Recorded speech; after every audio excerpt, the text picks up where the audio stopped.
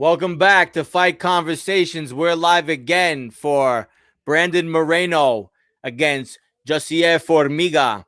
Moreno is from Mexico and Formiga is from Brazil. So you know what I think about this one already. I think Formiga is going to get it done. That's what I think because this has been a dominated Brazilian card so far. And he's a heavy favorite, minus 190. So I'm going to have to say that he has the edge. We're about to start this Facebook watch party to get it cracking over here. We'll see how it goes. It's a beautiful thing. We're doing it. We're out here. This is Las Vegas. And, if we can't go and watch NCAA, we're gonna watch fights. That's how it's gonna be. We're gonna do the damn thing. So let's get it going. This watch party is now opened up here on Facebook. If you're on, jump in with me. I'm your boy Lex Las Vegas. Here we are. We're gonna watch some fights. Who do you guys got winning this fight? I'm gonna have to say I think the Brazilians are gonna have the edge in all these fights tonight because it looks to me like anything that goes to the judges is going to be scored heavy for anybody that's able to do anything grappling, groundwork, jiu-jitsu. That's all going to be scored heavy tonight in this card. So let's get it going, guys. If you're in the room, welcome to Fight Conversations. It's a little crazy that with the coronavirus, there is no March Madness this year. That March Madness is a pandemic. But we're not going to let that stop us here at Fight Conversations. We're jumped into the home studio. We're going to watch this fight companion style with you, the viewer. We might have Trez jump back in a little later. He was with us earlier, but he has some things going on at the house. It's crazy because the world is in a state of shock right now. Big shout out to, look at this. Rudy Gobert donating $500K to virus relief. Well, good job, Rudy. After what you did like an asshole, touching all those microphones, you better do something to have everybody feeling you again because that was ridiculous. That was just, and the optics. I saw one news channel was running Rudy Gobert touching those microphones on like a 10-second, like a 6-second loop over and over again. But here we go. We're starting to fight for Formiga against Brandon Moreno, Mexicano. So far, both guys are feeling each other out. No surprise that Moreno is coming in with the boxing. Formiga grabs a hold of his neck. He might be going for the early submission here. He already jumped on it. Moreno has to drop to a knee. Formiga has it in tight. He has both legs wrapped around the waist of Moreno. He's got the neck tight. He's trying to clasp those feet tighter on his back, but it looks like Moreno has squeezed his head out of it, and now he's in Formiga's guard. But we already know that those submission attempts are going to look good for the judges. The judges are looking for anything submission, anything jiu-jitsu. They're all about it tonight. This is obviously going to be in favor. The whole card so far, I've watched every fight, has been in favor of the Brazilians, or at least in favor of jiu-jitsu, which is kind of synonymous with Brazilians, right? We know that. It's Brazilian jiu-jitsu. It is what it is. So right now we're here. We're watching Formiga on the bottom, but I don't think the judges are scoring this negatively for him because he's been able to pretty much control Brandon Moreno's hands and strikes and defend.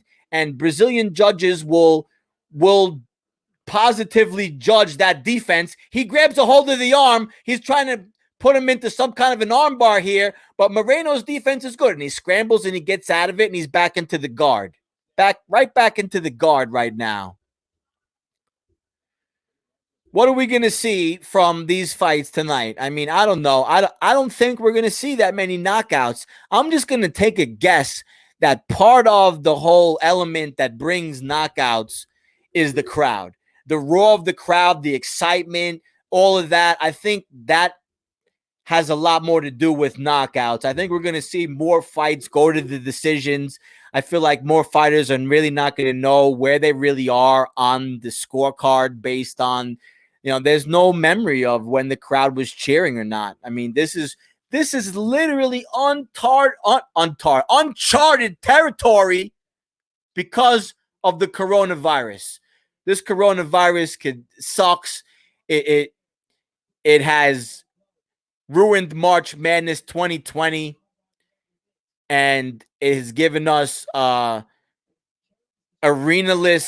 UFC. But big shout out to Dana White and the UFC for even keeping this going, because there's a lot of, and there we go. Formiga takes us back.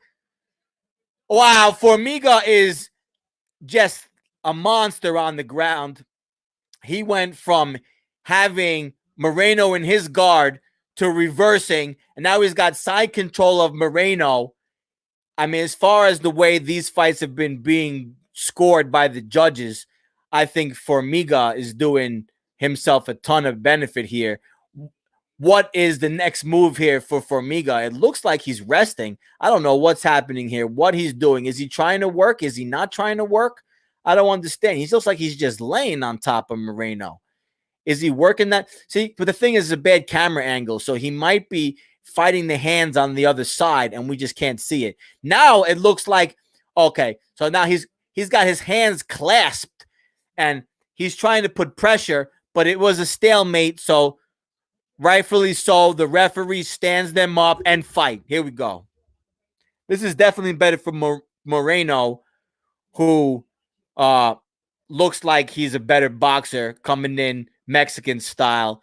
He's definitely boxing. He's got a little bit of a boxing stance there. He's got his guard up. Can he land something? He's got his chin out, though. I don't know if that's a good idea. Is he baiting with that chin to then pull it in?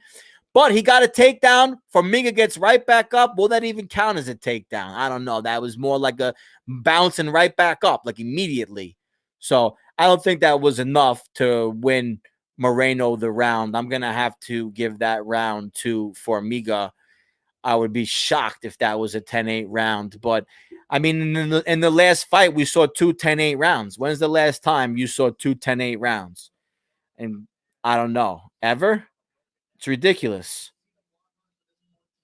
But at the end of the day, we're lucky to even have any action on.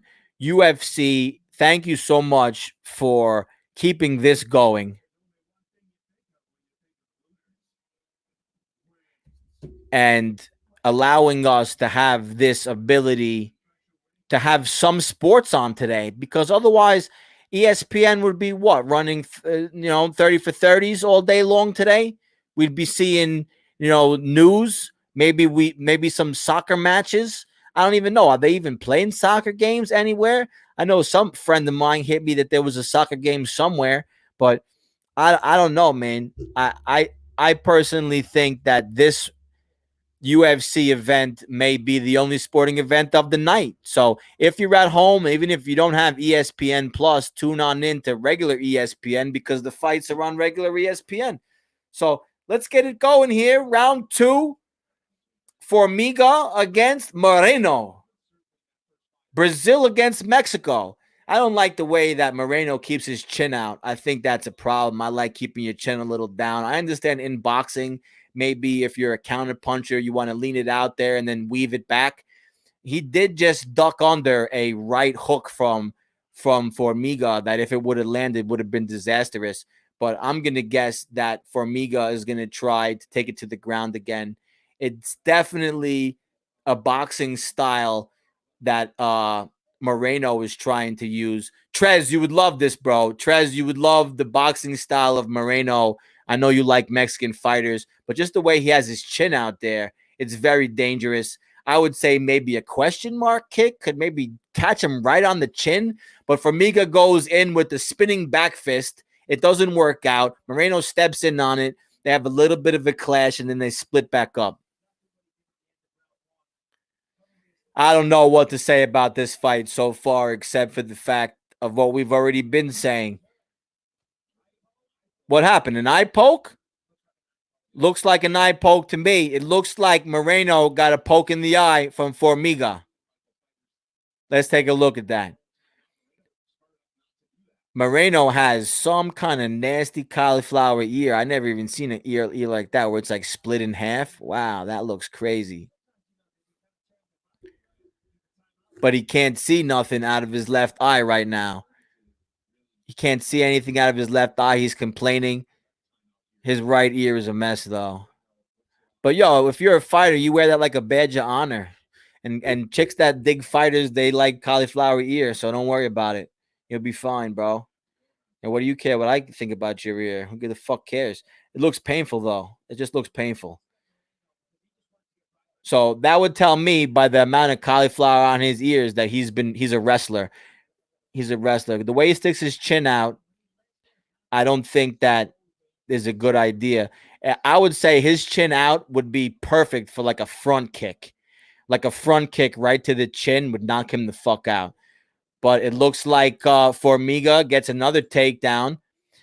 And I think if you're in tonight's UFC fights in Brazil and you're not aware of how the judges are scoring these takedowns, these are takedown heavy judges tonight, right? Takedowns, anything grappling, anything Brazilian, this is all going to be scored extra heavy tonight, right? Oh, reversal by Moreno. He had Formiga on his back. He basically spun in the air and dropped Formiga right on his back, and now he's on top. Can he make it? Can he make something out of this though? Because he's got to do some damage. You're not going to win this round, you know, with takedowns against Formiga. You're going to have to land something. You're going to have to land something significant, maybe open up his head. I would say maybe a right elbow to the face. He's in a position for, I like that short right elbow or drop down with a shot like that, but you're not going to get a submission out of Formiga here. You're not.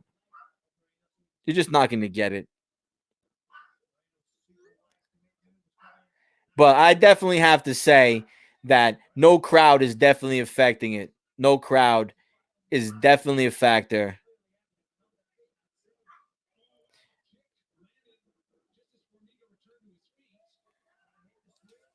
Formiga putting in work. He has Moreno up against the fence. Moreno landed a kick, but I don't think his output is going to be able to win him this one. The no crowd thing is definitely making a difference, you know. I mean, the crowd is definitely an adrenaline boost. The crowd is going to cheer you on. It's a big deal not having a crowd.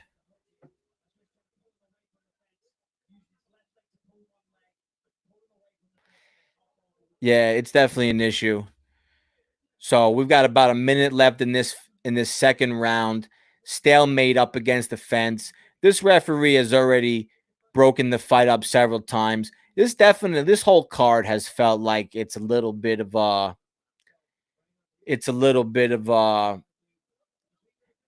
practice matches, you know, because of the fact there's no crowd, there's nobody cheering. It's just it's had like a less electric feel to the whole everything going on, you know. I think I really appreciate the crowd now. Having the crowd and the event, the roar of the crowd, it's amazing. I mean, we've all seen in different sports when the crowd starts going, you know, we have the tomahawk chop and these other, you know, whether it's baseball or different sports that have different chants that get the whole crowd going and everybody's going crazy. That energy just doesn't exist tonight. There is no energy here. I mean, I'm not complaining because we're lucky we got anything with this stupid coronavirus. We're lucky we got any sports to watch at all. But it is a fact, in my opinion, that yeah, it's definitely a fact that no crowd is affecting these fights and making them like a little less intense. The intensity of the crowd, the cheering, the energy to perform in front of your fans, and the roar, the energy just doesn't exist. And it's kind of like we're seeing like sparring sessions. And I think because of that, the Brazilians are really at an advantage with the fact that their jiu-jitsu is going to be scored higher from these Brazilian judges. And if I was anybody out there, if you're going to bet on these fights, take a look at UFC.com, take a look at the Brazilians, and let's bet some underdog Brazilians or bet the Brazilians across the board because I think they're coming with it. Wow, Moreno's right eye is extra swollen. This is round 3. Who wants it more? I give both rounds to Formiga. I think Formiga's winning. I don't think there's been a 10-8 round, but so far the way these judges are scoring it, it's unpredictable at this point. And there's no crowd cheering anything on. It's definitely having a factor. So center of the octagon, both fighters. Moreno throws out a jab, just kind of feeling it out. I don't know what he's waiting for. He's behind 2 rounds. But, I think that he realizes that he got clipped and he's going to try to use his boxing. He's definitely a better boxer. Oh, and he clips Formiga. Big left. That's exactly what he's trying to do. He knows that in the exchange, his boxing is better. Formiga cannot stand and box in a phone booth with Brandon Moreno. Formiga's winning. In my opinion, Formiga has to, shoot for that takedown. He has to get in on him. He has to find a way maybe to use a little disguise with some boxing attempt. Oh, spinning back fist from Formiga, but blocked. See, but the way he's keeping his chin out like that, I don't know if Formiga's kicks aren't that great, but I'd be just interested to see, if you could get a front kick right down the middle, right to the chin, but he might be ready for that, and he might be ready to sidestep and counter because he reminds me of, he's like got a little bit of Canelo Alvarez in his style right now, sticking the chin out. He's going to stick that chin out to pull it back in and to cause you to miss and then make you pay. And that's what he did in the last exchange. Formiga goes for the takedown, stuffed, and a counter by Moreno. So Moreno understands what the game here is. He's at the advantage when it comes to boxing. He has to keep a distance. He has to keep it on the feet, and he has to try to sleep Formiga. Formiga is going to have to get one more takedown, and I think this is his fight without a doubt. He might not even need that. He might be ahead already in the first and second round with the takedowns. The way these fights are being scored by these judges, those takedowns are serious. 100%. Oh, 100%. If you're in the room, welcome to Fight Conversations, live fight companion, fight commentary. We don't have Trez Mala with us now. We might have him a little later for the main card. I'm doing the prelims. What else we got to do? Vegas is fucking shut down. What am I going to do? I'm going to go watch fucking NCAA basketball games. I wish I would be watching NCAA basketball games on the strip right now. That's what I would be doing. All this coronavirus nonsense, at least UFC has brought us some action. It's not what we want 100%. We want the roar of the crowd. We want it to be crazy, but I'll take it, man. Thank you, Dana White, for bringing us anything. Thank you. So Formiga looks like he's coasting. We're in the 2-minute kill. Fight Conversations has coined the 2-minute kill as being the last 2 minutes of the last round of the fight, whether it's a 3 or 5. It's always the last round, the 2-minute kill. In other words, who's the killer? Who's got the fucking Mamba mentality? Who's going to make sure that they let the judges know that how much they want it and they show that desire? So far, the first 45 seconds of this 2-minute kill is a bunch of posturing as Formiga goes for the takedown, stuffed by Moreno. But you know what? Chain wrestling, Formiga is able to get to his back anyway. That's what we're talking about. That's an example of chain wrestling where you get stuffed on one attempt and you move it into another attempt.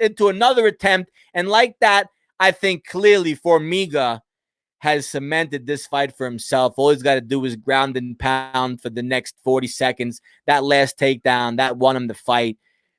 These fights are being judged with no audience in Brazil by Brazilian judges. Decisions all around, and also heavy heavy love for the takedowns. Heavy love for the takedowns. So if you're not a Brazilian Jiu-Jitsu specialist and you want to win tonight, you're going to have to not get taken down or knock somebody the fuck out. That's what's going to have to happen because, 100 strikes to 50 significant, 100 strikes to 50 strikes and significant strikes 80 to 40. And that's still that's still got a loss for Konchenko, which was amazing. I thought Konchenko won that fight or at least a draw. And those two takedowns and 1 and 3 won him the fight. That's unbelievable.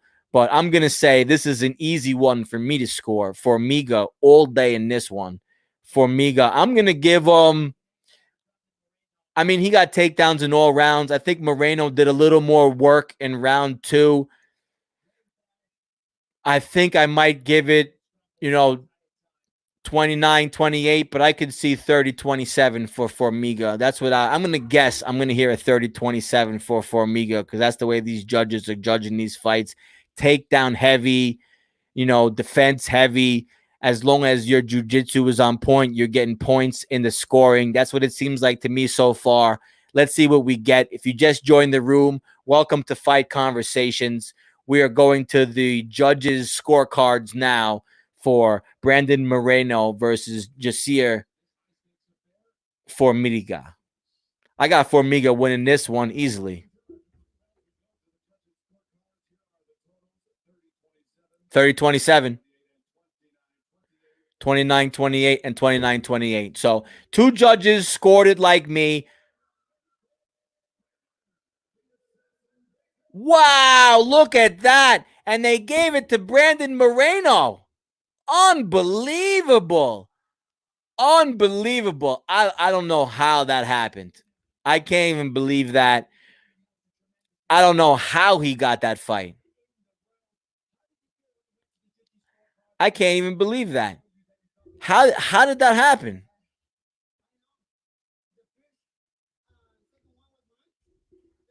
What do you think, Marquez? You think he won that fight? I don't know. The judges are not judging these fights consistently. I think he looks like he took more damage. I think it looks like he took more damage. That eye looks shut, and he definitely.